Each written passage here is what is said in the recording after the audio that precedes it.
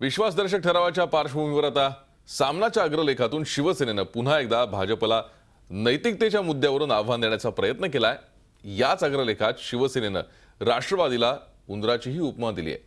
उंदराच्या पाठिंब्यावर भाजप सरकार तरेल का असा सवाल उपस्थित करत शिवसेनेनं भाजपच्या नैतिकतेला डिवचण्याचा प्रयत्न केलाय। पण पाहूयात काय म्हणले सामनाच्या अग्रलेखात।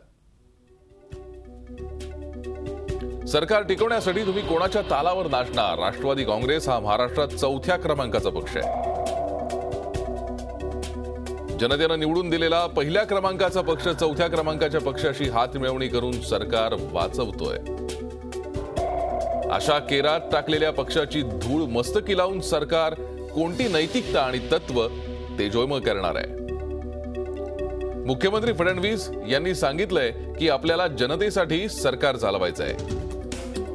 ही भूमिका अत्यंत स्वच्छ आहे, पण जनतेनं नाकारलेल्यांच्या पाठिंब्यावर तुम्ही सरकार कसं चालवणार याचा खुलासा मुख्यमंत्र्यांनी करावा।